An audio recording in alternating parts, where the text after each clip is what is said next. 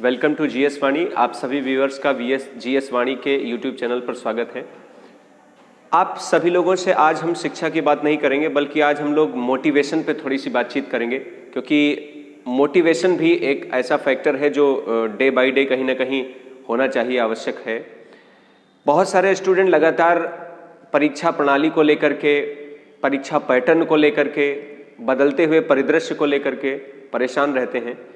उन्हें लगता है कि शायद मेरे भीतर वो क्षमता नहीं है, इसलिए मैं एग्ज़ाम क्वालिफाई नहीं कर पा रहा हूँ। आपको हम बता दें कि क्षमता विहीन व्यक्ति इस दुनिया में पैदा नहीं होता है। क्षमता विहीन होकर केवल लोग मरते हैं। इसका मतलब ये हो गया कि अगर आप इस दुनिया में पैदा हुए हैं तो क्षमताएं आपके भीतर हैं। उन क्षमताओं को निखारना, उनको निकाल के अपने अनुरूप ढाल लेना, इसे सीखना होता है और यही जीवन की शैली है। इस जीवन की शैली को सीखना, हर एक व्यक्ति में वो क्षमता है कि वो किसी भी उद्देश्य को, अगर उसने उद्देश्य सेट कर लिया है तो उसे प्राप्त करना भी उसी का काम है।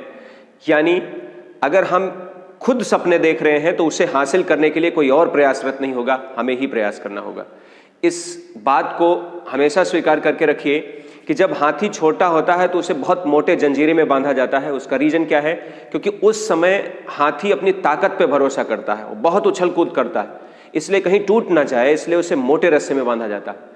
लेकिन जब कई वर्षों तक लगातार हाथी उसमें बंधा रहता है, उसके बाद उसे एक पतले रस्से में बांधकर और चिड़ियाघर में छोड़ दिया जाता है, क्योंकि तब हाथी, जब पूरी ताकत उसके भीतर आ गई है, हाथी युवा हो चुका है, तब वो पैर उठाना ही भूल गया है। इसलिए क्योंकि उसे ऐसा लगता है कि वो वर्षों से बंधा है तो वो बंधा ही रहेगा। ये पैर की बेड़ियां खोल दीजिए, कदम आगे बढ़ाइए, लक्ष्य आपका इंतजार कर रहा है।